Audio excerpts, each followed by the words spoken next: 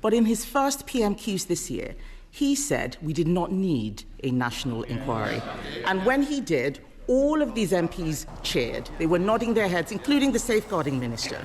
They voted against the national inquiry 3 times. An Elon Musk intervention combined with public outrage pressurised Starmer into action. One of the survivors has said, and I quote, "Jess Phillips needs to be removed because I don't think her conduct during this has been acceptable for the position that she holds."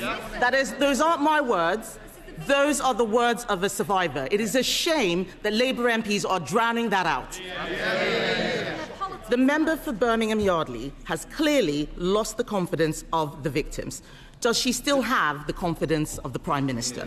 The safeguarding minister, I think, has probably more experience than any other person in this House in dealing with violence against women and girls.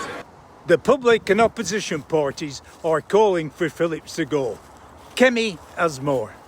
The fact is, just a few weeks ago, he was standing there telling us he had full confidence in the best friend of a convicted paedophile. So it is no surprise that people have no confidence in what he is saying. Lord Mandelson was ceremoniously sacked as British ambassador to the United States. It has been Labour-run councils, Trafford, Bradford, Blackpool, that try to suppress the truth. It is Labour ministers attacking the victims. We're standing up for them. And how is it, Mr. Speaker, how is it that whether it is rape or Chinese espionage, when he's in a position to do something about it, it's always someone else's fault?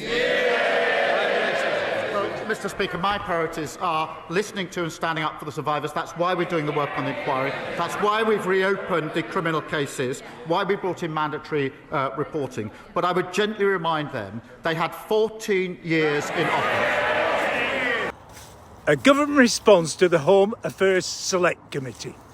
There is a line in this letter about the government's proposed inquiry in Oldham, which says the government, and I quote, have been in discussions with Oldham Council about the right approach for Oldham. So can the Minister explain how the government will be restoring trust right now in this process, given the contents of this letter that the Minister sent to the Home Affairs Select Committee last night? It is absolutely nothing to do with the idea that Oldham is telling me what to do. And the more people from that side, he can hold up his paper and have a smug face all he likes. But the fact of the matter is that there is absolutely no council in this country who will tell this inquiry where it can and cannot go. I have said that 1,000,000 times from this dispatch box, and yet the same thing gets peddled again and again. A distraught emotional outburst from Phillips, not becoming of a minister. A calm, polite inquiry from a former Tory Defence Minister. Would the Minister commit to speaking to both Fiona Goddard and Ellie Ann Reynolds to try and encourage them and reassure them that this is a process that really will listen to their voices? Absolutely, that opportunity has already been presented to them. That I would be more than happy. I know one of them. I don't know another one. That opportunity is always available. One of them has my phone number. So the idea that I don't listen and have not been making myself available. I have tried to keep the process fiercely independent of government intervention so that process can happen and victims can feel safe in that. But of course I feel sad that this is how it has ended. And actually, I hope this isn't how it has ended, and I will commit to working to make sure that this isn't the end, and my door is always open to them. Phillips has been investigating rape gangs for over 10 years, yet incredibly, she doesn't know who Ellie Ann Reynolds is. The majority of the British nation knows who Ellie is. It is incredulous and inexcusable. Phillips admits this. There can be no credible excuse.